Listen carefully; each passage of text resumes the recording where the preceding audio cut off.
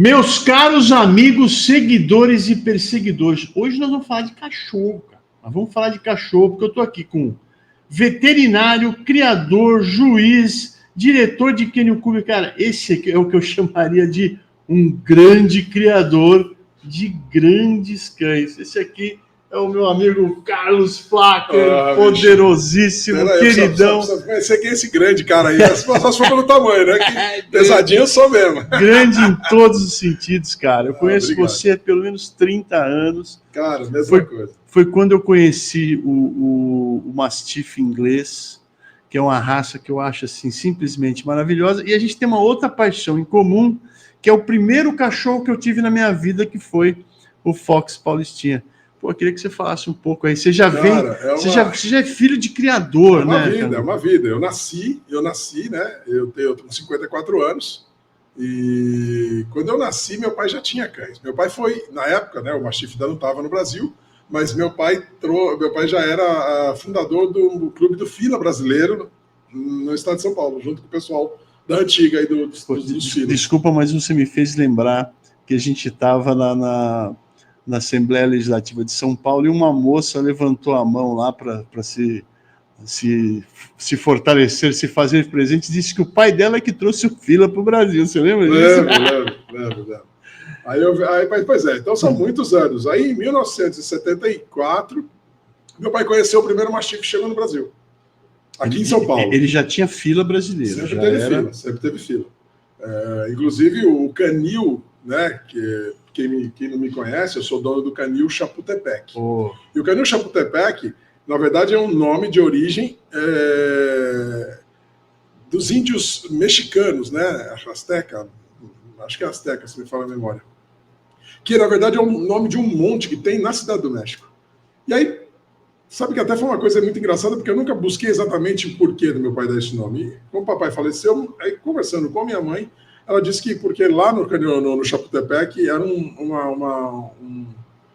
como se fosse uma academia militar, onde meninos entre 14 e 17 anos defenderam a Cidade do México contra o ataque dos americanos. Então era uma coisa heróica, era um negócio assim, muito... Então, assim, coragem, heroísmo, pá. Legal. Eu acredito que foi essa associação. Em 74, quando o primeiro Mastiff chegou no Brasil, ele veio, na verdade, para ser usado, inclusive, para finalização do tamanho em filas brasileiras, porque foi isso que os criadores trouxeram essa raça. Mas meu pai se apaixonou. E também, antiga, né, briga da CBKC com o pessoal do CAFIB, isso daí, né, sempre existiu. Meu pai falou, não, eu vou criar então a raça original. O CAFIB é... O CAFIB é o pessoal mais das fazendas ali de Minas Gerais, que tem aquele confederação... Tem aquele fila que é a confederação... Nossa, não é clube? É clube. Clube, agora eu não sei exatamente toda a extensão do nome, mas é do Fila Brasileiro, que é um grupo que criou cães mais funcionais. O cão de guarda mesmo, aquele cão com uma agressividade com um drive um pouquinho mais alto. E as pessoas que criavam na CBKC tinham cães mais voltados para a estrutura de beleza, um cão às vezes com uma cabeça um pouco mais pesada, não com um focinho tão round, uma orelha tão pendular. Bom, detalhes, gostos e tipos de criadores. Não, mas acho que isso é importante. É como o pessoal... Não, é que às vezes você vê o pessoal do pastor que vai para a prova de trabalho, o pessoal do Rottweiler que vai para o trabalho da APRO. São cães um pouquinho diferentes. Não deviam ser, porque eu acho que a raça tem um padrão só e o cão tem que ser funcional nas duas linhas onde visão, onde ele for entrar numa competição da CBKC de beleza, estrutura e movimentação e tudo mais, ele tem que também ser um cão que numa prova de trabalho faça toda a ação que o padrão exige. Mas eu não vou entrar nesse mérito. Eu só sei que, assim, nesse momento, meu pai se apaixonou, porque era um cão maior, com um drive de agressividade um pouco menor, com uma atitude de amar demais a família, sem escolher dono, né? Que algumas raças de guarda têm essa tendência a escolher um como o que comanda ele, e ele convive com os outros. Não, o Mastiff não. O Mastiff ama todo mundo da família igual, fazendo a proteção de guarda do mesmo jeito. Eu brinco que o Mastiff, eu falo que é um cão mais de defesa.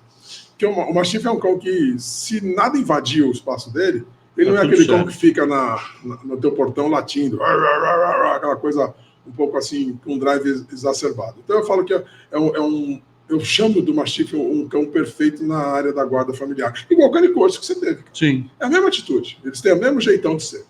Dá aquela parada no meio do território, assim, tipo fica olhando. Cai para dentro. Ele só olha e fala, cai para dentro. Muito não, legal. Tanto muito que legal. até eu brinco, se você tem um machife no seu quintal, se latir vai ver, porque é relevante. Não é de latir a tudo. Mas, de qualquer maneira, então, em 75, meu pai importou as 2 primeiras fêmeas. E em 78 nasceu a primeira ninhada. Tudo isso eu tenho até publicado no meu livro, depois eu faço questão depois de te presentear com um dele. Obrigado. Mas, assim, é o único livro escrito em português no mundo, foi escrito por mim e pelo meu irmão. E a gente fala sobre tudo isso daí. Então, são 50 anos o ano que vem. Né? O ano que vem a gente faz 50 anos de Chapultepec na raça mastiff inglês. São mais de 9 campeões mundiais já produzidos no mundo. Véio. Tive cão ganhador aqui, fora daqui. Fui um grande importador no começo, como todo mundo, quando traz uma raça de fora. Mas tive o prazer de, numa fase da minha vida, eu ser exportador. Muitas pessoas buscavam linhas de sangue que só eu tinha no Brasil, ou no mundo, né? Então eu vendia. Agora, uma grande dificuldade, né, que as companhias aéreas criaram um problema grave com os bracocefálicos, com os cães gigantes, né? Mas antes eu viajava com os meus cães adultos para as competições no mundo todo. Pô, então, deixa eu fazer só um parênteses dessa parte aí, você falou de bracocefálico. Qual que é o problema, agora, no caso do mastiff, de ser bracocefálico? Nenhum, porque não é extremado. Ele respira muito bem. Um mastiff respira tão bem quanto um dog alemão, quanto um fila. Eu tenho o bulldog campeiro. O bulldog campeiro é um pouquinho mais extremado, mas também não tem dificuldade de respirar. Claro que os mais extremados hoje, um pug, alguns franceses, algumas raças pequinesas, algumas raças têm uma dificuldade maior, porque a cana nasal é curta, tem palato às vezes estendido, um monte de coisa, como veterinário, né? Inclusive se era cirurgião, eu fazia essa cirurgia para esses cães respirarem melhor. Mas, Carlão, se você... No pug agora, já que você falou do pug, vamos pegar no pug. Se você pegar pugs, tem uma braquicefálica quando o cão tem o comprimento de focinho menor que o comprimento do crânio, né? Agora, e aí o pug é um cara extremado, quase que não tem focinho. Mas você não tem pug que não tem problema? Então, é o que eu quero te dizer. O detalhe todo é porque eles estenderam e generalizaram. As companhias aéreas travaram um detalhe que eu acho que assim, eu acho que o que poderia ser feito, porque já que hoje tudo está sendo levado para a responsabilidade técnica, para que todo criador tenha um veterinário que seja responsável, é muito fácil. A mesma coisa se você falar um cara cardíaco ou uma mulher grávida, está impedida de viajar no avião. Se ela tiver um atestado médico, onde o médico assume aquilo lá, e a pessoa assume também a responsabilidade de qualquer problema que ocorrer, eu acho que por que não? Por que não? Porque, vamos e venhamos, hoje o cão de suporte emocional, o cão hoje de trabalho, o guia cego, o cão de guia cego, normalmente não é o cão usado para isso, mas se fosse um cão dessa raça, ele teria total autorização para viajar na cabine, por exemplo. Né? Agora, a gente vê que as falhas que ocorrem não é porque a companhia aérea fez alguma coisa errada. E, claro, eu já ouvi falhas, de, por exemplo, descompressão da área onde estão as malas, e o animal vinha a óbito por isso. Ou por um problema na hora de uma transição de um aeroporto para outro, esse animal ficar esquecido em um local, no sol, ou com algum problema assim. Mas, normalmente, as mortes estão atreladas a má condicionamento do cão. Por quê? Vou dar um exemplo. Quando eu vou mandar um filhote meu com uma viagem de avião para uma distância maior que 3, 4 horas, esse cãozinho, que ninguém fecha negócio de bate-pronto. Você mandou o cachorro para a Europa. Ninguém fecha negócio de bate-pronto. Ninguém fecha um negócio hoje e embarca o cachorro amanhã. Então, você fechou um negócio, seu cachorro está vendido, o meu filhote, ele começa a comer dentro da caixa, todos os dias. Passado ali, pelo menos 4, 5 dias, ele se alimentando dentro da caixa, entendendo que a caixa é o ambiente onde ele recebe o alimento, ele cria aquilo como uma proteção, ele começa a comer e eu fecho a caixa por meia hora, 1 hora, às vezes 2 horas. E eu só abro se esse cão para de chorar. Se ele começar a chorar porque ele quer sair, eu não abro. Eu não fortaleço, você é adestrador, cara. Abrir quando ele está dormindo. Estou falando aqui, né, o Pai Nosso pro Vigário. Mas exatamente isso. Eu não fortaleço a atitude dele de chorar para querer sair. E eu mostro para ele, ó, você está tranquilo? Beleza, então agora eu te libero. Resumindo, nas vésperas da viagem, o cão dormiu a noite inteira do meu lado, dentro da caixa, no meu quarto. Um ambiente escuro, fechado e tudo mais. Então, o que acontece? Quando eu abro a caixa, hoje, meus cães, quando eu abro a caixa, ele quer entrar na caixa. O cão é um cão de toca, o cão para, a cadela, solta a cadela no ambiente, ela vai achar um buraco embaixo de uma raiz de árvore e vai parir as filhotes ali. A loba, né? Os cães selvagens, os canídeos, eles ficam na fase até os olhos abrirem, eles começarem a se alimentar através de comidas sólidas que a mãe traz, eles não saem da toca por nada, eles ficam dentro de uma toca. Então, a caixa de transporte, simulando esse ambiente, é um ambiente extremamente seguro. Mas o que o pessoal faz? Vou me mudar, marquei a viagem, compra a caixa. Compra a caixa. Quando não aluga a caixa na empresa. Mete o cachorro no dia de viajar. Esse cachorro entra dentro daquilo lá e fala, meu Deus, onde eu tô? Eu quero sair. Aí chega a sangrar a unha de arranhar a porta, chega a comer lateral de caixa. Ele entra em parafuso de estresse. E aí faz morte por estresse. Faz embolia pulmonar, faz refluxo de vômito. Aí é uma série de patologias, uma série de problemas, consequências do quê? Má conduta do proprietário. Então, assim, não dá para jogar a culpa só nas companhias aéreas. É claro que hoje elas estão dificultando, porque para elas não é vantajoso. A gente sabe que a lei obriga que toda vez que você põe um animal dentro do compartimento de carga, o animal tem que ter 1 metro para cima, para os 4 lados em volta da caixa, de ar circulante. Quanto de mala essa companhia aérea deixa de levar. Então, assim, vantajoso para eles não é, por isso que cobram caro. Então, agora você que está falando, que preço absurdo viajar. É porque a companhia... E vai piorar, A companhia pensa em dinheiro, cara. Eles querem ganhar dinheiro. Eles trabalham no vermelho com as viagens. Então, para que ele vai fazer alguma vantagem para o teu cachorrinho? Ele não está nem aí para isso. Então, assim, são coisas desse detalhe. Só curiosidade aí para você que está em casa, que às vezes não sabe o porquê que custa caro, por que teu cachorro morreu, por que o Joca morreu, porque eu não vou entrar nessa turma aí que virou mídia. Então, assim, tem um lado prós e tem um lado contra, tem que ponderar direito e entender que muitas vezes isso acontece porque não souberam conduzir o animal da maneira direita. Bom, aí você parou de vender para fora os mastiffs, diminuiu, né? Hoje, infelizmente, a gente faz muito comércio mais aqui na região da América do Sul. Eu consigo mandar filhote ainda, mas os filhotes têm que ter, no máximo, ele a caixa pesar 45 quilos. Então, eu tenho que mandar os filhotes, normalmente, com 4 meses ali, 4 meses e pouco, que é exatamente quando eu faço a vacina de raiva aos 90 dias, porque com menos que isso, a própria não tem indicação, né? Profilaxia de fazer a raiva com menos de 90 dias, então eu faço a vacina de raiva com 90 dias, e 30 dias depois eu estou podendo enviar esse cães para alguns países. Os Estados Unidos agora estamos com restrição, né? Precisa ser com 6 meses. Precisa ser com 6 meses, então o mastiff já não vai mais, porque o mastiff de 6 meses, ele passou dos 45 quilos fácil. Quanto é que pesa um macho adulto? Uma das viagens que eu fiz com um campeão meu, ele e caixa de transporte eram 137 quilos. O mais pesado que eu já tive, 125 quilos. Diz que teve um de minha criação em Minas Gerais, que até está na internet aí, né? Que era de um antigo piloto de aeronave da Varig, né? Ele agora está falecido já. Chegou a 130. Mas hoje o Guinness Book, né? O Mastiff é o cão mais pesado do mundo no Guinness Book. 140 quilos. 143 quilos. 143 quilos, exatamente. Chamava-se Aikama Zorba. Só para... demais. Eu já vi esse cachorro aí no Guinness. Só para vocês terem uma ideia, tem um cachorro lá, o canicorso, que eu criei. Um canicorso grande pesa 60 quilos, exagerando. Tem cara aí criando até 70 quilos. O Mastiff recorde pesa o dobro. As fêmeas normais, nossa, vão pesar na faixa de 70. Caramba. As fêmeas pesam na faixa de 70, 75. Eu já tive fêmeas de 90.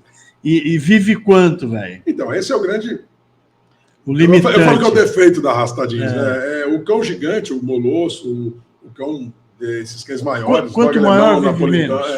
Por causa do metabolismo, né? Então, eles são cães de metabolismo um pouco mais lento e acabam durando menos. Então, normalmente, a média de um Mastiff no Chapultepec, não vou dizer que é da raça, é na faixa de 10 anos. Mas, assim, eu já vi, infelizmente, às vezes cães com 6 anos já nos deixaram. Mas já tive o recorde, tive uma cadelinha que durou 15, tadinha. Mas ela era pequenininha, não era uma cadela muito grande, e morreu já ceguinha, quase nem um dente na boca, tadinha. Né? Pô, aí eu vou te fazer uma pergunta agora que pode ser meio polêmica. Cara, até onde você leva um cão idoso? Eu vou te dar um exemplo do Angá, que foi meu canicorso que ficou comigo até 13 anos e meio. O veterinário era o Edgar Brito. Grande amigo. E eu levei ele lá com 13 anos, assim, falei, pô, Edgar, eu acho que eu vou eutanasiar meu cachorro. Ele falou, cara, segura mais um pouco. E ele ficou mais uns 6 meses comigo. E nesses 6 meses eu comecei a dar suporte para ele poder ir lá fora urinar. Às vezes ele urinava na cama. E eu comecei a me sentir muito incomodado, porque era um cachorro muito ativo. A gente sempre... Nossa, cara, a gente teve uma vida juntos, né? E o que me levou a ir ao Edgar e pedir para eutanasiar foi que ele deixou de ter uma vida, no meu ponto de vista, digna. Por outro lado, o Edgar ter protelado, porque ele protelou e falou, segura mais um pouco. Me deu, assim, uma experiência inesquecível, que eu dormi com o meu cachorro no domingo, eu dormi no chão com ele, no domingo de Páscoa de 2013, ele faleceu de manhã e eu estava abraçado com ele. Essa experiência é uma experiência que eu não vou esquecer nunca. A minha opinião numa situação dessa, eu falo que a primeira coisa, quem tem cachorro sabe que os cães falam com os outros. Então, assim, a primeira coisa que você deve fazer é perguntar para ele se ele está bem, se ele está feliz. Porque o cão, eu falo que o cão, ele é o ser que, espiritualmente, ele é o que mais se assemelha, eu brinco assim com muita intimidade, ao Barba, o nosso grande mentor do mundo. E porque é um ser que consegue dar o amor incondicional. Não importa se você é um dono bom, rico, pobre, preto, japonês, de esquerda, de direita, ele vai te amar do mesmo jeito. Às vezes você não dá o alimento que merece, mas ele vai te amar do mesmo jeito. Muitas vezes você não dá nem tempo de ir lá fazer um carinho e ele vai te amar do mesmo jeito. Então, nesse momento, eu acho que é muito interessante você verificar se o animal está feliz. Então, quando você tomou a sua primeira decisão, você falou, não, eu acho que ele está sofrendo. Então, assim, avalie mesmo o grau desse sofrimento, o quanto ele já perdeu a autoestima, porque o animal, ele era aquele animal que corria, que gostava de latir, que gostava de brincar, que tinha uma imponência. Aí, às vezes, o animal, ele quer urinar e depende de você, ele quer defecar e depende de você, ele quer comer e depende de você, e aí aquilo ali incomoda mais a ele do que a você. Eu tenho certeza que um cão, em hipótese alguma, ele quer ser um incômodo para o dono. Pelo contrário, o cão ama servir. O cão ama ser útil para o dono. Entendeu? Então, assim, é uma coisa muito legal que, às vezes, pessoas falam assim, vamos ver o que o cachorro quer. No sentido, não nessa fase, na fase assim, será que ele não está com vontade de ir lá fora? Não, cara. O cão é uma espécie que ama ser submisso. Ele ama receber o seu comando. E não estamos falando nada de brutalidade. Tem 1000 técnicas, eu não vou entrar nesse mérito. O que importa é que o cão ele é feliz em esperar a sua ordem. Tipo, o que eu faço? Me manda fazer. Você está falando de bem-estar animal. Porra, velho, isso é muito importante. Isso hoje é o mais importante, porque hoje o cão não é mais cão. O cão é um ser da família. Hoje, quantos casais estão deixando de ter filhos e tem um cão? Cara, não vamos entrar no mérito do quem está certo e quem está errado, mas quem tem o cão e quer criar ele dessa maneira, beleza. Mas não é humanizá-lo. É dar a atenção que você quer dar a ele pelo merecimento da troca aquele amor que muitas vezes um filho não te daria. Sei lá eu. É a opção de cada um. Eu vejo um problema aí quando você protege o seu cachorro quando o natural é o seu cachorro te proteger. Você é o líder do seu cachorro, você dá orientação, você dá o rumo para o seu cachorro e deixa que isso se inverta. Eu acho que isso acaba sendo o grande problema. Cara, é aquele negócio. Que pai que admite que um filho chegue e mande você... acho que essa palavra não é tão feia, te mande a merda. Você não admite seu filho fazer isso. Mas não, eu admito que desculpa, você está errada, seja com o teu filho ou quem for. Mas ele permite que o cachorro, por exemplo, se ele subir no sofá e não quer descer, tadinho, então deixa, respeita ele. Cara, não tem nada a ver. Eu acho que o cão, toda sociedade tem que ter quem manda e tem quem obedece. dentro de uma regra. Tudo tem regra. É saudável. Se não tem regra, nós vivemos do caos. Tem que ter regra. Então, assim, é muito fácil, gente. Numa matilha de lobos, vamos voltar agora, tá? O lobo, a origem de todos os cães. Numa matilha de lobos, só um casal acasala. Os outros entram em cio e não tem permissão de acasalar. E não precisa ninguém trocar ideia com ninguém, não precisa ninguém assinar papel. Isso é instintivo. Não fez, vai ser recriminado dentro da sociedade canina. Então, assim, toda sociedade canina tem o líder que manda e tem os outros que obedecem. E muito felizes. Esse equilíbrio é feliz, é bem-estar. A natureza gerou isso, não foi eu, não foi você. Não, mas aí é o seguinte. Então, você está dizendo o seguinte, a eutanásia é uma ferramenta razoável. Eu acho que a eutanásia é um ato de amor. A eutanásia é um ato de amor. Eu acho que ela não pode ser vulgarizada. Mas eu acho que quantas pessoas queriam poder colocar o seu pai ou sua mãe que está ali sofrendo numa cama de hospital, não tem mais reversão, mas tem que esperar a decisão de Deus ou de algum acontecimento natural para que ele pare de sofrer. Então, eu acho que a veterinária, eu me sinto abençoado em alguns momentos em que eu pude realmente dar o descanso merecido, indolor e respeitoso a um ser que doou a vida para aquela família. Pô, que legal.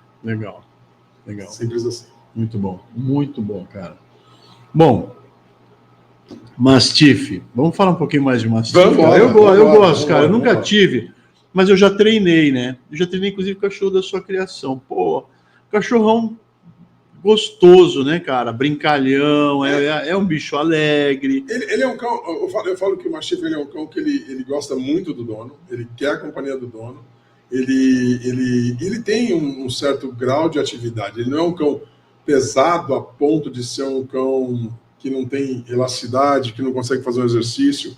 Eu tenho cães em fazenda, eu tenho cães de pessoas que saem a cavalo e o cachorro acompanha, certo? É assim, não são todos, porque quanto maior e mais pesado, menos atividade física, isso é natural. Né? Ele não tem aquele drive da guarda de um Malinois, que vai ficar fazendo ronda, aquela história toda, não vai saltar tal, mas é aquele negócio, é o embate de impacto, entendeu? Então, por exemplo, eu já cheguei a treinar cães em que eu me arrependi de fortalecer esse lado de proteção muito forte, porque na hora que é a mesma coisa você ensinar um cara, né, de 90 e poucos quilos, de 1,80 m de muito músculo, a saber bater, matar. O cara vira um Rambo, cara, e ele tem um poder de ataque muito forte. E se ele não tiver uma autodisciplina muito bem trabalhada, você tem um problema na sua mão, e não uma solução, por exemplo, para a sua proteção. Eu diria que ele se enquadra naquela coisa do fila da guarda diluída, né? Quanto mais próximo ali do centro geográfico, mais agressivo, mas a partir do momento que ele vai se distanciando, ele é um cara mais tranquilo. Ele fora do ambiente. O Mastiff dentro do seu ambiente, eu tenho um sítio. Meus cães estão soltos. Vai lá, tenta entrar. É bravo. Mas se você sair para passear, ele vai de boa. De boa, todo mundo passa a mão. Leva os cachorros em porta de escola, e a criançada vem, passa a mão e agrada, e o cachorro... Outra coisa que eles têm muito doido, eles não são de sair para atacar outros cães. Você quer saber uma coisa? Eles olham e falam assim... O cara não vai me agredir. Não, tipo assim, isso não é nada, é muito doido, assim. Você sabe que existe um negócio da como é que é? Sinografia britânica, que fala assim, o Mastiff está para os cães, assim como o leão está para os gatos, numa posição autista acima de todos, e todos se reverendando a ele. Legal. Então, ou seja, o Mastiff, abre aspas, tá? Pelo amor de Deus, as outras raças, eu amo todas, né? Inclusive sou juiz de competição de todas, mas o Mastiff é o rei dos cães. Ele é o cão que hoje, ele não existe predador nessa cadeia aí. Hoje, que cachorro que oferece perigo para um Mastiff? Ah, não, mas espera aí, um Pit, presa canário. Presa canário, um dogo argentino, numa hora de um embate, pode ser que o Mastiff perca? Pode ser, porque ele vai cansar antes. Mas na primeira pegada, a força de impacto de um Mastiff, cara, é um cão que um Mastiff pequeno é um cão de 90 quilos. Na verdade, é um cachorro para você ter lá no quintal e o cara olhar e ver o cachorro, né? Não, o cara vai entrar e ele vê aquele cachorro no meio do quintal e fala, eu não vou entrar. Eu tenho minha curiosidade. vendi um mastiff uma vez para um cara, e ele saiu para viajar, e tinha um cara que ia lá e tratava de manhã, depois lá tratava de noite. E muito engraçado, porque o cara foi tratar um dia e chamou o cachorro estava na porta de uma edícula, sentado, e o cachorro não saía da porta da edícula, mas nem que matasse. Ele botou a comida, o cachorro não deu muita bola, mas ele falou, não está afim de comer, foi embora. Porque o papel dele era entrar, catar o cocô, e ele não viu nada diferente, só viu o cachorro lá de boa, na frente de uma edícula e tal. Bom, batata. 2 dias depois, o pessoal voltou. Na hora que eles chegaram lá, chama o cachorro não sai, eles foram até o cachorro, na hora que olha para dentro da edícula, um cara dentro da edícula. O cachorro passou 3 dias na porta da edícula, depois que ele cercou o cara, e o cara falou, quando chamou a polícia, o cara falou, pô, doutor, eu fiquei lá, eu tentava sair, o cachorro não deixava. E não tinha, sabe? Não tinha mais como eu sair, porque o cachorro não me dava chance de eu sair. Eu até tentei dar 2 tiros na porta, mas eu falei, se eu dou um tiro vai chamar a atenção por causa do barulho. Então eu gritava, eu batia, eu tentei tacar coisa. Ele não deu bola. Agora, o cachorro ficou lá. 3 dias acuando o cara, não deixando o cara sair de dentro da edícula. Quando chegou a polícia, o cara levou preso. E aí foi muito doido, uma situação dessa que o cachorro fez. Eu tenho uma outra situação de um cachorro que estava assim, a esposa estava sozinha em casa, o cachorro estava dentro da casa com ele, chamado Donato. E chegou um cara na porta para, olha, então, não sei o que lá, eu queria falar com fulano, mas era um assaltante. Na hora que o cara meio que botou o pé assim, o cachorro veio e saltou na porta, a porta bateu no rosto do cara, aí a porta fechou, a dona olhou, foi dar bronca no cachorro, ela assustou até com o rosnado dele, falou, pô, e ela pegou e fechou a porta. Nisso ela viu o cara levantando, e a arma caiu no chão, e o cara levantando e saiu correndo. Que legal. Assim, feeling, velho, umas coisas assim. Isso, há 50 anos criando a história, você tem para contar. Lógico. Mas é muito legal esse feeling do cão de guarda, é o cão de proteção. Ele sente. Os cães têm um sentido que a gente não tem, né, cara? Tanto que, assim, eu fico maravilhado com o trabalho dos cães hoje, na área de faro, detecção de pessoas com câncer, detecção, agora fizeram para pessoal para diagnóstico de Covid, fizeram para reconhecimento também de vítimas em escombro. Quer dizer, cara, os sensoriais dos cães estão 1000 vezes acima do nosso. Um ataque epilético, velho. Cara, é muito legal. É uma baixa do teor de açúcar. Entendeu? Do diabético. Do diabético. Cara, então assim, você percebe que o grau deles, e aí depois o nego vem falar e não querer que cão de raça exista mais, cara. Ai, meu. Perdão da palavra, os vira-latas são um amor, mas não divulgam, não fazem, e não têm habilidade para esse tipo, porque essas raças foram condicionadas, cruzadas, selecionadas para isso. Quero entrar no assunto. Você é juiz de exposição e agora diretor do Kennel Club do ABC. Qual que é a importância da exposição para a sinofilia, para a seleção? Fala um pouco sobre essa parte. Bom, hoje, né, eu sou presidente do Kennel Club do ABC, que é membro do circuito, né, da CBKC, que é a Confederação Brasileira, né, que fomenta esse tipo de trabalho de seleção genética. Tem um banco de dados, tem todo um studbook, onde a gente faz com que as pessoas que criam as raças... O que é studbook? O studbook, legal, boa pergunta. O studbook é todo um banco de dados de cães com suas origens genéticas que fizeram parte de uma estrutura de uma criação e de uma origem de uma raça. Então, por exemplo, você, Wagner, é filho... Eu esqueci o seu nome do seu pai, perdão, Wagner. Antônio Carlos. Filho do seu Antônio Carlos, que é filho do seu... Durval. Do seu Durval. Então tem toda uma história. Se você perguntar do meu tataravô agora, eu vou ficar bravo, pois porque eu não lembro. Mas dentro da sinofilia, da CBKC, nós temos todas essas gerações. O studbook é a árvore genealógica toda estruturada para entender por que aquele grupo de cães descendem de tais cães que desenvolvem uma capacidade melhor que talvez outra. E é assim que você cria.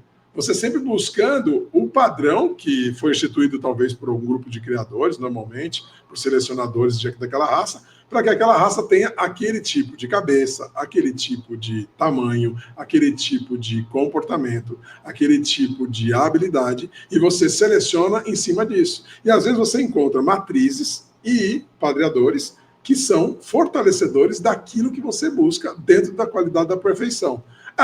Um cão perfeito já nasceu? Eu acho que nunca vai nascer.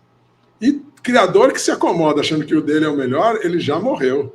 Então, ali na exposição tem um comparativo. Mas compara com o quê? Compara... Então, normalmente, assim, as raças caninas são divididas em 10 grupos. Tudo por funcionalidade.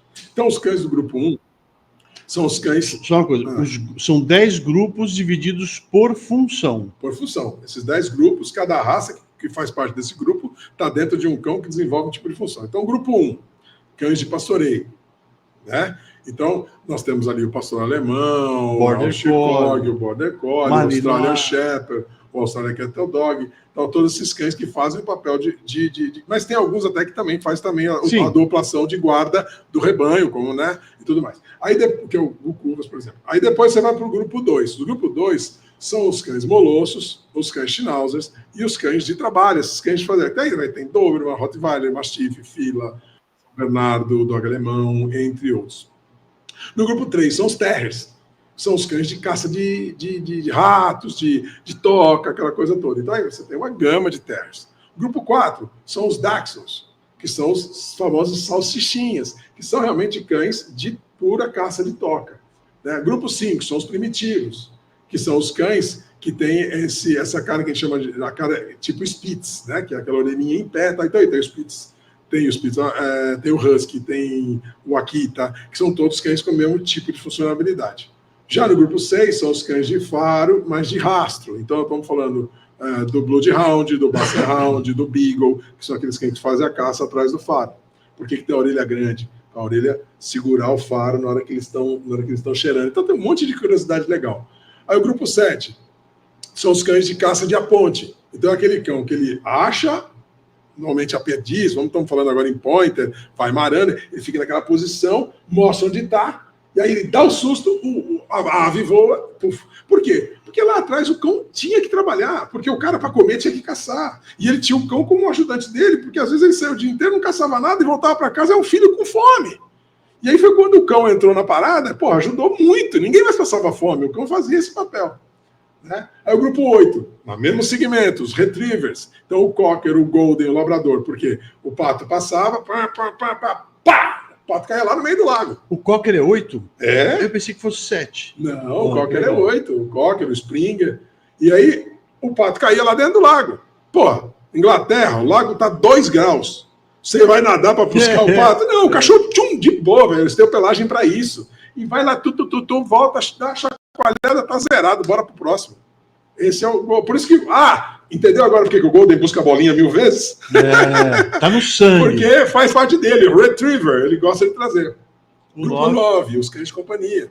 Então, aquele cão que a grande autarquia, no tempo medieval e depois nas grandes monarquias, aquele cão do colinho. Então, era o piquinês, o maltês, Ixi, tem tantos... o Shih Tzu, esses cães são cães de colo, né? O Poodle também. O York é do 9? Não, o York é do 3. É do 3, é Terrier ainda. Ainda. É assim, pois é. Aí você tem o sistema do AKC, que seria muito longo o nosso bate-papo, que já encaixa o York como mais como toy. Tá. Né?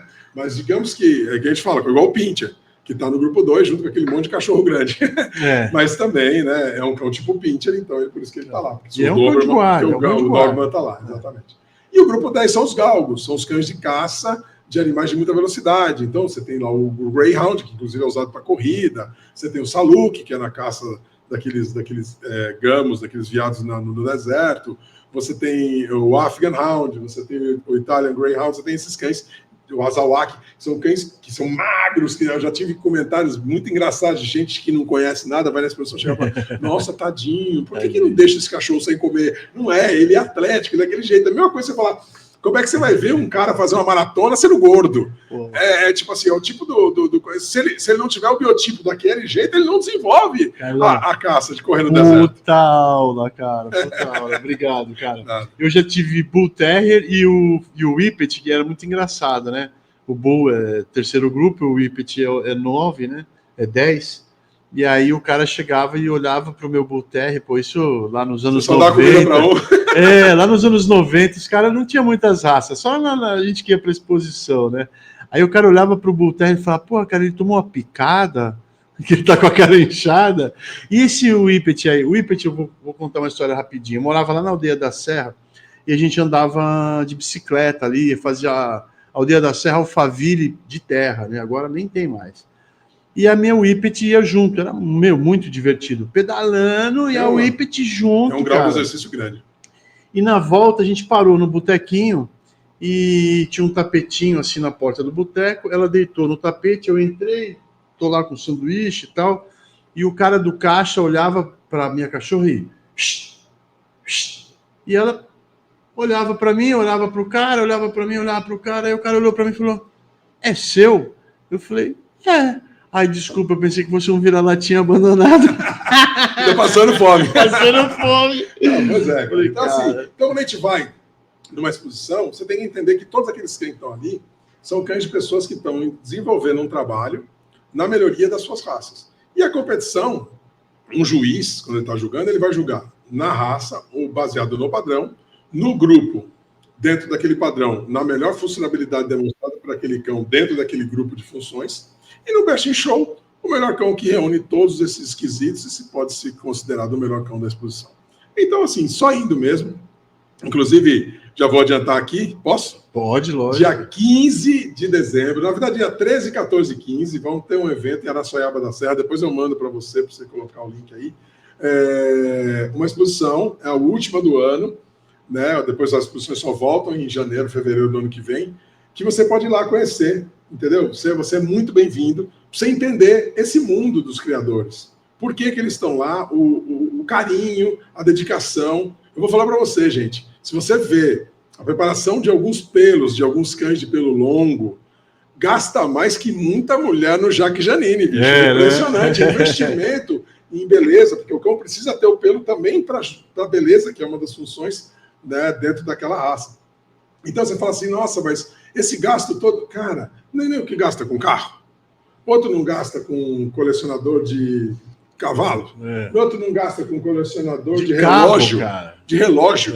Então, assim, cada um gasta o seu dinheiro, ganhado honestamente, no que lhe dá prazer. E no que lhe dá o retorno. E nós ainda temos o lado de contribuir com a sociedade. Se não fosse os cães, como é que teria sido aquela queda das barreiras no final do ano no litoral? Como teria sido Sobradinho, como teria sido 9 de setembro em Nova York. Dos cães de resgate. Então, assim, então tem muita raça que tem função. Quantas casas foram salvas porque tinha um cão de guarda? Sim. Então, assim, cara, é muita função, vale a pena, não ser radical, adote. Se você quiser, sim, adote. Sim, lógico. Eu tenho vira-lata na minha casa. Eu também casa. tenho. Mas é assim, adote se quiser e tenha um cão de raça se quiser. O livre-arbítrio é seu. Tem um cão de raça, se puder. Não, porque o cão de raça, ele é exigente. Eu acho que até o vira-lata é exigente. Na verdade Não adianta você adotar um cachorro e eu vou falar pra você. E adoção, não é bobagem, mas é só o verbo que você troca ali. Porque na adoção, muitas vezes você tem um Kinder Ovo. Você não sabe o que você tem ideia da mãe. Muitas vezes, quando a equipe que te promoveu o filhote conheceu a mãe, mas não conheceu o pai. E só Deus sabe o tamanho que aquele cão vai ficar, que temperamento ele vai ter. E às vezes você leva esse filhote para dentro de casa, depois ele se torna um cachorro, problema. Com desvio de temperamento, com grau de agressividade. E aí, pronto, você vai fazer o quê? Você vai abandonar? Você vai recolocar em outro lar? Não. É outro trauma, é outra mudança. Então isso tem que tomar acontece. Demais. O abandono não é só de cães de raça, não. O abandono é de cães de todos os tipos. Por quê? Porque a família, se puder. Agora, se puder, cabe. Você entendeu? Porque você não está pronto para ter um cão. Às vezes você não está pronto para ter um filho. Agora eu quero fazer aqui vamos fazer um brainstorm aqui. Vamos lá. O cão de raça, ele vem da onde? E o vira-lata vem da onde? Excelente pergunta. Todos eles vêm do nascimento de um macho e uma fêmea da raça canina, com a funcionalidade de, digamos aí, saciar alguma dor de alguma família. Tipo, esse cão vai para lá para ser o quê? O companheiro dos filhos, para ser... Você mais específico. Então seja, porque de repente eu entendi que você quer entender assim, o porquê, né? Não, tem gente que fala assim, olha, esse monte de cachorro que tem na rua é porque o criador abandonou. Não, desculpa, eu não tinha entendido esse viés. Não, de onde que vem esses vira-latas, né? A pessoa, é porque fundo de quintal cruza uma raça com a outra e depois, então, formou esse sei lá, 30 milhões, 16 milhões, 50 milhões de cães de rua. E a outra coisa é assim, então essa teoria que eu ouço muitas vezes é que o vira-lata vem do cão de raça. E eu tenho uma teoria que é o contrário, que você tem um cão comum, esse cão comum começa a demonstrar habilidades, e aí, historicamente, aquele nicho ali começa a selecionar aquelas habilidades, as aparências, e aí nascem as raças. Então eu vou pegar um viés. Já que você falou, nós vamos entrar na segunda raça que eu crio. Aí. O Paulistinha, Paulistinha era o vira-latinha que se organizou e hoje é uma raça oficial representando o nosso país. Porque antigamente, os terriers que vinham nas embarcações da Europa, quando eles vinham, não só no Brasil, descendo em toda a costa, tanto que nós temos um terrier chileno que é igualzinho ao nosso terrier brasileiro. Nós temos o terrier japonês que é igualzinho ao nosso terrier brasileiro também, é bem parecido.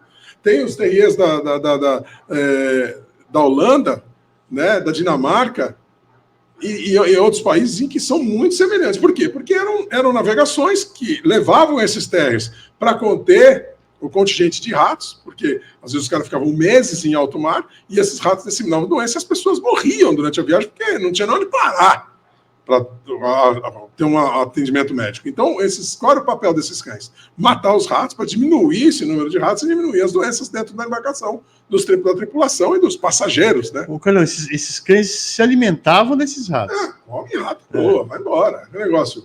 O problema... Tinha ração. Então, aí você fala, e a leptospirose? Cara, eu não sei, a resistência era outra. Tanto que hoje você vê muito cachorro morrendo de câncer, que é uma coisa que eu acompanho dentro da veterinária há 30 anos que eu sou formado, em que tinha, mas parecia que era menos. Alguns falam que não, é porque, na verdade, antes não tinha tratamento, então não diagnosticava.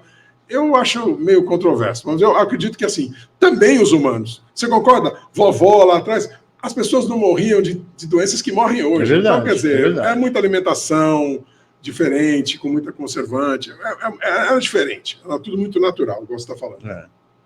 Então, esses cães vinham, e quando eles, às vezes, abordavam algum porto em algum lugar, alguns desciam, e às vezes o cara, você acha que o cara vai dar? Última chamada, Totó! Tá faltando um cachorro. Tá faltando um Totó. Cadê o Totó? O Totó tá correndo atrás da cadela que tava no cio, e esse já ficou, já não montou mais na embarcação, sei lá eu.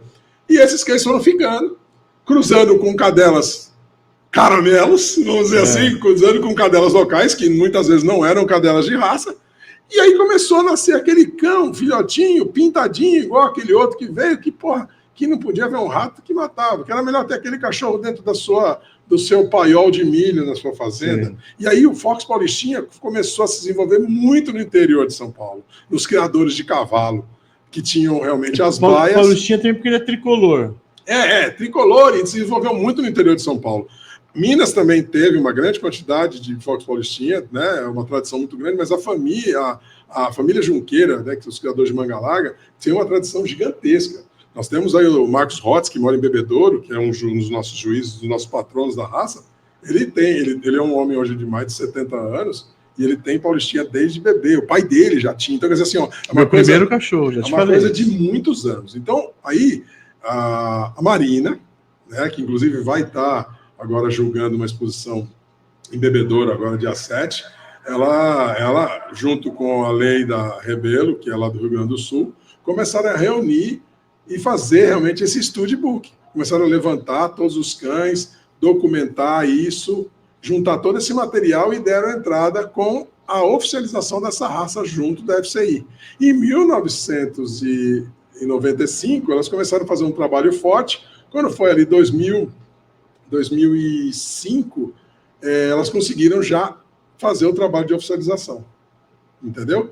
E aí, com isso, né, a partir de 2005, a raça já deixou de ser o Fox Paulistinha para ser o Terrier brasileiro. Aí o Terrier brasileiro se tornou a raça oficial brasileira depois do Fila, né, que o Fila era a primeira, aí depois teve o Terrier brasileiro, hoje tem o Bulldog Campeiro, que também é oficializado já. Sim. E aí agora estão fazendo, né, o pastor da Mantiqueira, que é uma outra raça, e tem outras raças que estão em busca aí do reconhecimento Inclusive mundial. o Bull Mastiff brasileiro. Então, tem um monte de raça aí que tem informação, mas é um trabalho árduo, é um trabalho a ser feito. E outra coisa que a gente conseguiu recentemente, então, baseado nessa ideologia que você está falando, você vê, eram cães totalmente sem raça, que foram selecionados para funcionabilidade. Então, aí, com isso, você cruzava os mais parecidos com os mais parecidos, com os mesmos tipos de cabeça, o mesmo tipo de tamanho, porque a gente tinha que ter, no padrão, você tem que ter um mínimo de tamanho, um mínimo de peso, um máximo de peso, para que o cão não perca as características funcionais. Né? Então, por exemplo, hoje você pega o Terrier brasileiro, eu tenho o Terrier brasileiro em incorporações na área de faro para droga e faro em presídios e também para escombros, e, por exemplo, ele pega um cachorro daquele de 10 quilos, que não pode ter mais que 10 quilos, tá? A raça. Sim. Você vai, joga ele em cima do container, ele sai. Ou então o cara na mão ergue o cachorro assim, sai andando em volta do container, ou em volta dentro de uma fábrica, alguma coisa, o cachorro faz assim, ó, e aí, pronto, indicou onde tá a droga. Vai fazer isso. Como é que você vai carregar um Malinois? Como é que você vai carregar um labrador? E o Fox Paulistinha faz isso. Então, assim, é uma raça muito funcional, tem um poder de faro muito grande, um drive de troca do brinquedo, porque, né, para você que está assistindo, pelo amor de Deus, cão de faro, de droga, não usa a droga para achar a droga, hein? Por favor. Pelo amor de Deus, ele troca pelo brinquedo, pela comida. E aí a raça vai nessa teoria sua. Perfeito, cara. Encaixou certinho no Fox Paulistinha. Perfeito. Um fato histórico, né? Comprovado, aqui nosso, né? Tem livro pra animais sem raça definida que foram sendo selecionados e que depois de identificado a estética e o comportamento, aí que traçou o padrão. E sabe o que é mais legal? O padrão legal? Vem por último. Né? E uma coisa que é legal também é que a gente pode fazer um duplo trabalho disso. Talvez os primeiros que vieram da Europa, talvez eram Fox Terrier pelo liso, que é uma raça antiga, do século XVIII na Europa. O pelo duro e o pelo liso é a mesma raça, não é? Não é a mesma raça, mas são raças que desenvolveram características, um tem um pelo de um jeito, outro pelo do outro, cada um na sua função. Porque o pelo de arame é para proteger contra os lugares que ele vai entrar. Aquelas barbas, aqui a babicha, tudo isso aí, tudo é proteção, na hora dele vai morder e tal.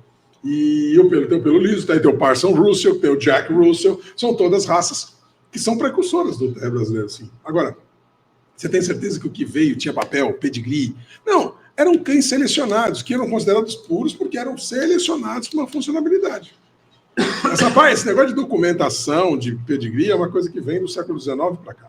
Então, mas você está falando o seguinte, depois de se ter assim, um número de cães enquadrados ali no Fox Paulistinha, aí você introduz linhas de sangue de Jack Russell, de American Fox Terrier. Na verdade, você entende pelas características que essas raças, por serem mais antigas, o Terrier brasileiro vem, talvez, desses cães. Né? O cão das fazendas, dinamarquês. Que também não, mas se a gente pensar historicamente, a quantidade de cães dessas raças há 30 anos atrás, elas beirava zero, né? Sim. Então... realmente assim, por isso que eu falo, é o que se entende, mas tem muita pouca foto, e são cães que assemelhavam-se, mas não eram cães. Você fala, puta, olha que terra lindo que desceu do navio em 1700. Em 1700 veio o ganhador nacional da Inglaterra, desceu no navio e ficou perdido na praia de Salvador. Porra, não é assim. Não, porque tem esse pessoal aí que não sabe absolutamente nada de sinofilia, e eles vão lá no CCZ, né, na ONG lá, e olha e fala assim, esse cachorro aí é descendente de boxer. Pitbull. É Pitbull. Coitado do Pitbull. Eu ajudei a fazer o primeiro padrão do Pitbull, cara. E uma coisa eu vou falar para vocês. Pitbull é uma falta gravíssima à agressividade a humanos. Exato. Agora, se o Pitbull quiser atacar um outro animal, ele foi desenvolvido para isso. Uma raça que foi desenvolvida para isso. Se atacou o humano, já não é um bom Pitbull. Se atacou o humano, ele não é Pitbull. Tem mestiçagem ou tem uma má criação absurda em cima dele. Perfeito a sua fala. Perfeito a sua fala. Cachorro sensacional. Pô, o Fox Paulistinha, cara, foi o meu primeiro cachorro. Aos 5 anos de idade, meu pai me deu o Mickey. Meu, puta cachorrinho bacana. E depois eu tive mais 2 cadelas, que com elas eu comecei a adestrar intuitivamente. Moleque ali, eu comecei a ensinar essas cachorras a virem, a pular obstáculos, a subir escada de pedreiro. Foi sensacional. É que eu não sei se ele dá entrevista nessas coisas, mas você deve conhecer o Glauquinho, Glauco Lima. Sim. Então, ele ganhou o Super Se Vira nos 30 do Faustão. Sim. E a cadela que ele ganhou chama Cristal. Mas ele tá no Brasil, Glauco? Tá. Ele foi para Itália agora fazer um curso de salvamento em água, né? Mas ele tá no Brasil e ele ganhou o Super Se Vira nos 30 com a cadela chamada Cristal, uma Fox Paulistinha do Caminho Chapecó. Que legal, cara. Conheço o Glauco desde 12 anos. O Glauco, ele começou puxando cachorro lá na clínica, sendo figurante do Tamayo. Glauco, tá mal esse cara das antigas. Glauco, convidado aqui. Outro convidado, Fernando Chaves, lá de Coronel Xavier Chaves, um cara que está desenvolvendo lá um mastife brasileiro. Meu parceiro de zootecnia lá em Viçosa. Obrigado, diretor. Vou falar para você, para mim hoje, o Glauco é uma das maiores autoridades em comportamento animal do Brasil. Legal. O Glauco hoje é um estudioso, é um cara que tem cursos nos Estados Unidos, na Suécia, ele fez curso agora com o pessoal do Serviço de Inteligência da Inglaterra, ele foi para a Itália agora, com salvamento com Goldens, Terranovas e para salvamento em alto mar, os cachorros aprendem a fazer salvamento, e ele levou uma Border Collie. E ele, por exemplo, que indica muito Fox Paulistinha para esse tipo de trabalho. E o Glauco, você vê, ele fez um trabalho com Paulistinha. Foi assim, igual você falou, ensinou a fazer um negócio. Quando ele viu, a cadela fazia 50 comandos. Ela pulava a corda, ela aprendia a contar, ela fazia 1000 coisas. Se você entrar na internet, no YouTube aí, Cristal Glauco Lima. Ele tem um canal no YouTube maravilhoso, vale a pena assistir. O Glauco a gente vai chamar aqui. Outro cara que a gente vai chamar aqui é o Marcos Rangel. Outro cara é o Max Macedo. Cara, nós temos no Brasil hoje uma gama de profissionais do mais alto quilate, velho. Caras que vão o mundo inteiro aí, ganham títulos, sabe? Mas eu vejo a sinofilia perder força a cada dia. O Glauco comentou isso. Ele falou como é pouco desenvolvido essa funcionalidade de profissionais e de cães dentro da sociedade brasileira. Não é, em outros países a coisa é muito mais desenvolvida. Você está atendendo mais briga de cachorro na rua? Cara, na verdade agora o hospital está só com o Renato, meu irmão. Eu não estou mais atendendo, eu meio que me aposentei. Hoje eu estou, inclusive, dando muita consultoria para a Canil, onde eu ajudo o cara a criar uma autossubsistência. Porque hoje o que acontece? A maioria das pessoas às vezes deixa de criar porque encara, às vezes, possíveis leis, às vezes preconceitos e às vezes maus criadores que prostituem o mercado, vendendo a níveis muito abaixo do mercado e não sabendo fazer a administração, porque na verdade não dão a atenção que às vezes o bom criador dá, o investimento de infraestrutura, bem-estar, boa ração, boa alimentação, suporte veterinário, etc, que custa um certo valor. Mas isso tudo dá para fechar a conta. O cara só precisa buscar as ferramentas certas, que ninguém sabe fazer. Normalmente o cara só vai, põe aquilo como um hobby e tira o dinheiro do próprio bolso para manter. Aí, às vezes, dá uma crise no país, ou dá um problema na sua família, quem que é o primeiro que é cortado? Porra, o cachorro. E se o cachorro tiver com 10 mastiff inglês, pois é, não, tá na roça. Eu já tive 75. Ai, mas hoje eu não tenho tudo isso, não dá para ter, porque realmente, assim, os custos são altos e as rações tiveram um custo muito alto na época da pandemia, por causa da falta de matéria-prima, das importações, subiu demais e isso depois não baixou mais. E continua no valor alto, mas eu não vou entrar no mérito de se vale pagar ou não vale pagar, se vale da comida natural ou não vale, mas o detalhe todo é o seguinte, cuidar bem tem um certo custo. E aí o que falta hoje dentro dos criadores é aprender a fazer com que aquele eventual filhote que você produz, e você vai vender, não porque você quer, como dizem os outros, usurpar do útero da sua cadela. Sim. Não, é por uma questão de autossustentabilidade e criação com equilíbrio, onde você, fazendo isso, você com certeza vai ter a tranquilidade de muitas vezes não precisar nem reproduzir mais que 2 vezes a sua cadela durante a vida dela. Porque o que ela eventualmente produzir irá autossustentar quando você transformar aquele filhote em um valor.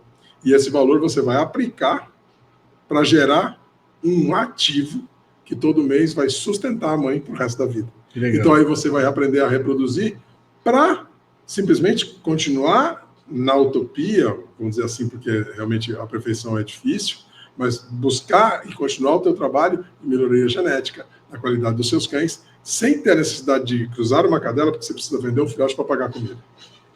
Eu li uma pesquisa, essa pesquisa foi feita lá nos Estados Unidos, que a proporção de animais abandonados é inversamente ao seu valor de venda.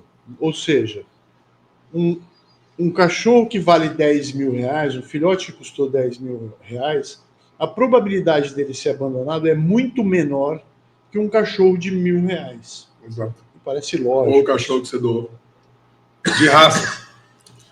Né? Ou um cachorro que você doou de raça, ou um cachorro que você adotou também, né? Porque vai lá numa feirinha... Não custou nada. Você tá com o seu filho lá, vai entrar no supermercado para fazer a compra do mês, tem lá alguém te empurrando um filhote de caramelo. Aí você leva o caramelo para casa, o caramelo morde o seu filho. O marido nem queria. O marido não queria, gera um problema na família.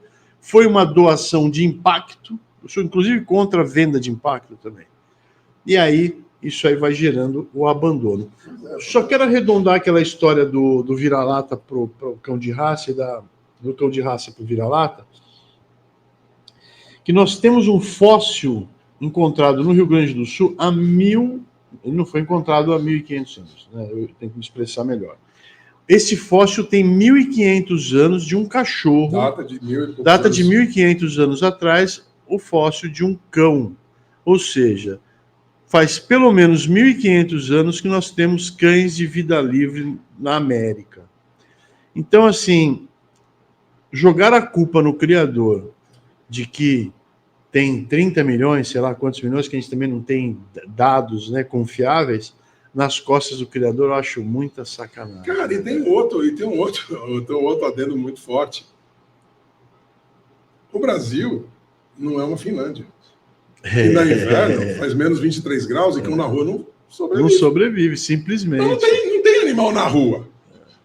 Né? Você não vai encontrar. Você vai encontrar alguns animais na natureza, dessas gélidas temperaturas, mas são raposas, alguns lobos, algumas lebres, algumas coisas. Mas é assim, extremamente adaptado. Tem que ter uma adaptação muito forte. O cão de rua, cruzado de 2 cachorros que eram de um quintal de alguém, no inverno desse, morre. Agora, Carol, para a gente encerrar, pode ser que a gente encerre e nós sejamos cancelados também. Eita!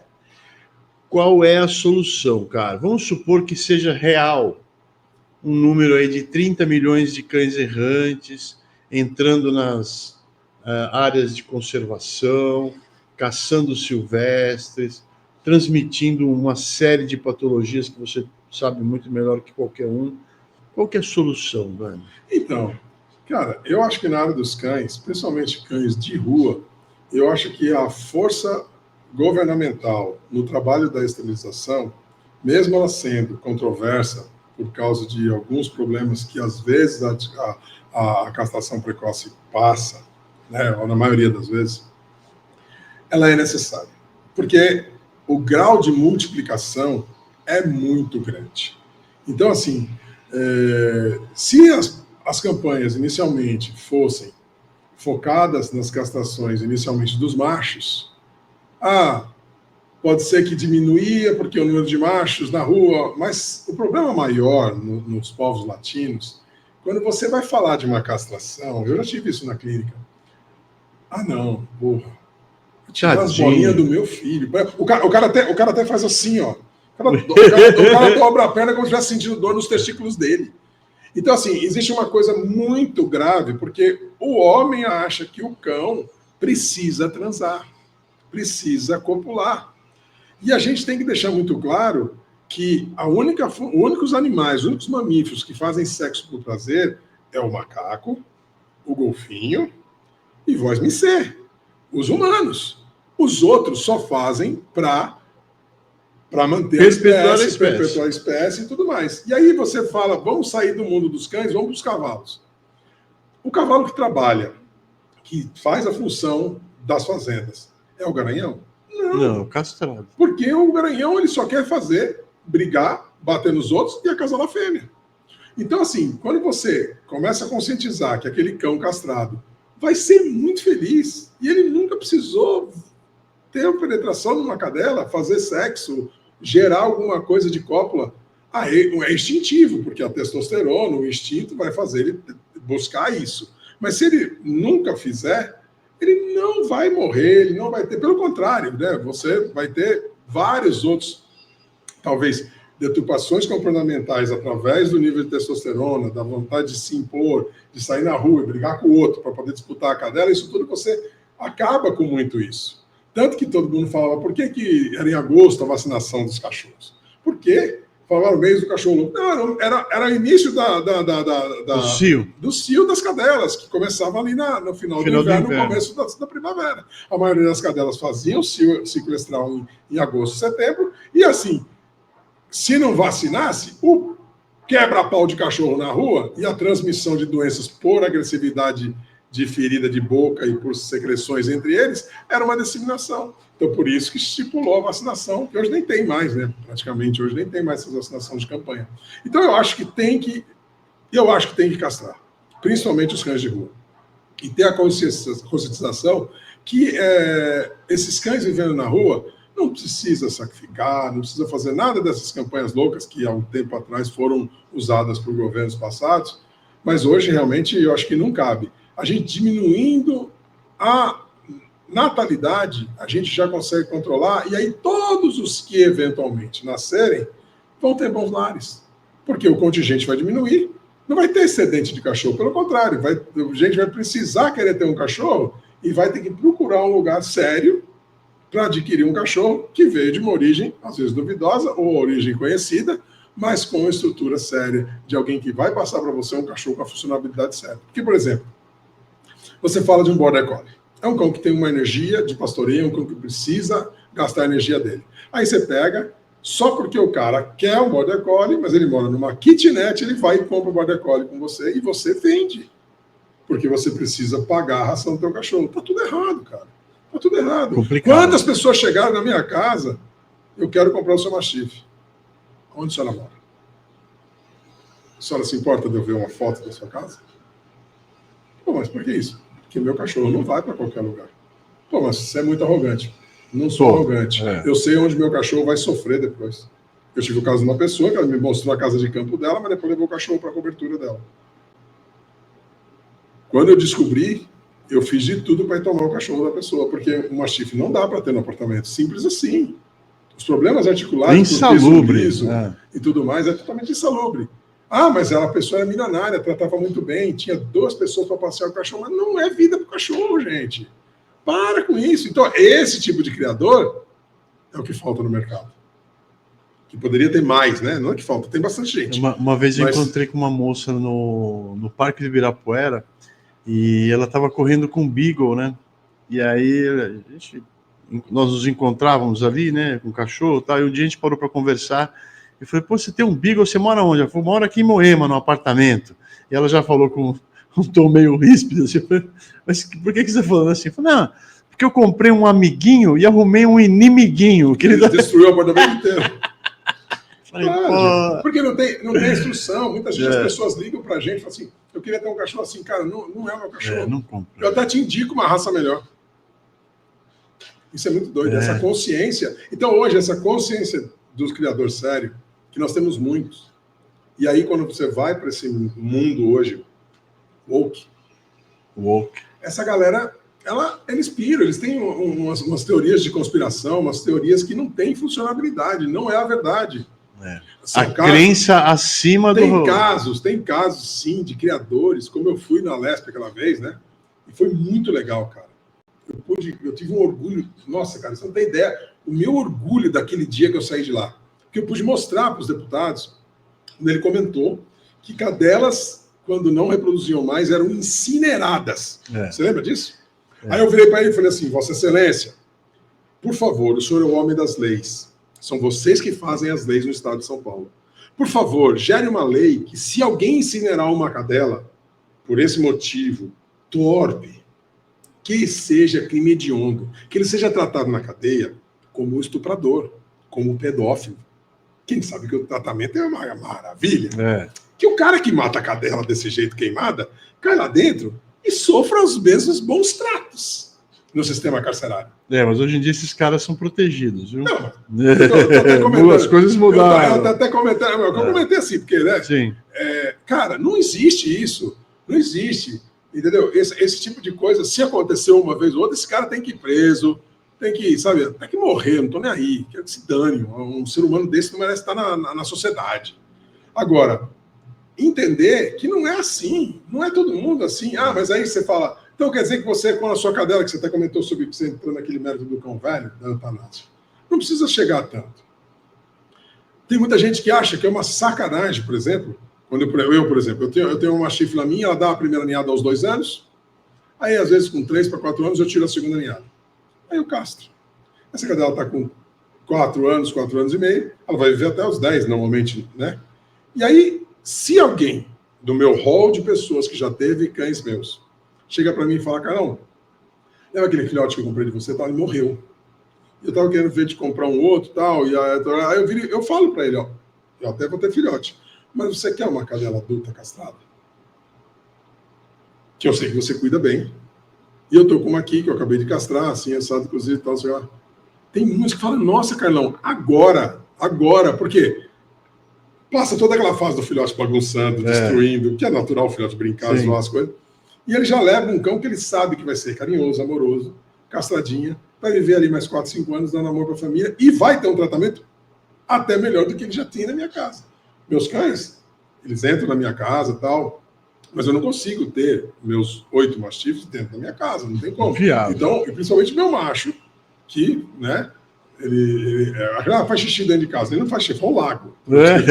O cara chacoalha a baba, vira um lustre. A baba não é nada, o xixi é bravo. Então, assim, eu tenho lugar que os cães dormem.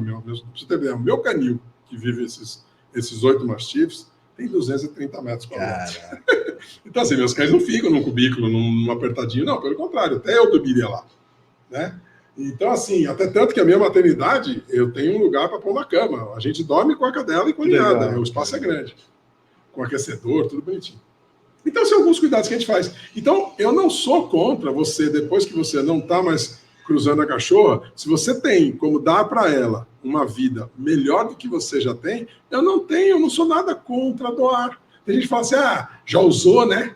Então agora não serve mais. Negativo. É uma coisa que é muito legal, porque cria que o vínculo, de vez em quando eu faço assim os encontros, a galera leva os cachorros lá, a gente se vê, passa lá. Todo final de ano, a galera que comprou filhote meu liga e fala, Carlão, eu vou viajar, dá para deixar ele no canil? Eu falo, dá. Aí os cães voltam para mim, ficam lá. Então assim, cara... Vira uma família, né? Exatamente. Eu falo para todo mundo, quando eu vendo o meu filhote, você está comprando a minha consultoria. O filhote é um brinde. Está comprando um pedaço da sua história, né? Está comprando a minha consultoria para dar vida. O cara está levando o meu cachorro para me dar... Quando ele leva aquele cachorro, é um cachorro que eu quero saber como ele está, eu quero acompanhar o crescimento dele. Como veterinário, muitas vezes eu fiz ele nascer, às vezes eu fiz ele terminar a vida comigo. Às vezes eutanasiando ou não, simplesmente recebendo ele para o último momento natural. Então, assim, cara, são 50 anos fazendo isso, cara. Eu não comecei ontem, não, e não pretendo parar. Eu tenho orgulho que eu sou... Existem hoje, não são todos, mas existem poucos, como o Edgar, como outras pessoas, que são sinófilos, que frequentadores de exposição, diretores de centros de desenvolvimento de sinofilia, e continuam criando, continuam melhorando a raça que desenvolveram, tem um propósito, tem uma história para contar. Eu tenho muito orgulho, né? O Marco Flávio, um amigo nosso, fez um livro, 100 anos de sinofilia. Ele é de Minas Gerais, não sei se ele conseguiria vir, mas é um cara que tem muita cultura para falar sobre sinofilia. Vamos chamar, ué. Marco Flávio. Ele é um cara muito top. E eu tive um orgulho que nesse livro dos 100 anos de sinofilia, ele me cita nas 2 raças. Que legal. Como uma pessoa que... E esse é o meu legado. Eu quero, quando eu for embora, alguém falar em mastife, vai lembrar em Carlos Flack. Como eu tenho na dedicatória do meu livro, que eu falo, em qualquer lugar do mundo onde essa raça for citada, pai, o seu nome será Sou seu fã, viu, velho? Sou seu fã. Obrigado. Eu tá? também sou seu, você sabe disso. Obrigado, cara. A nossa luta já é de muito tempo para continuar preservando o que a gente mais ama. Sensacional, Carlão. Brigadão, cara.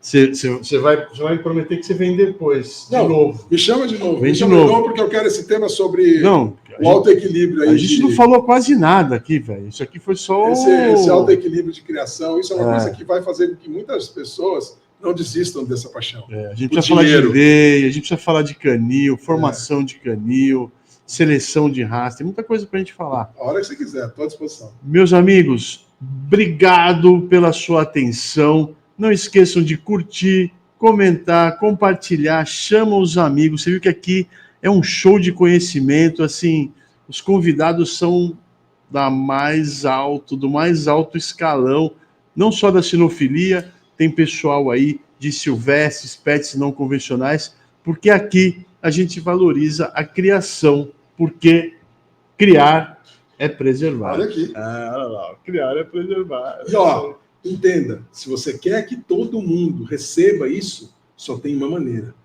Curte e compartilha. Valeu? Isso aí, Carlão. Que Deus nos abençoe e nos ilumine. Até a próxima. Valeu. Obrigado, irmão.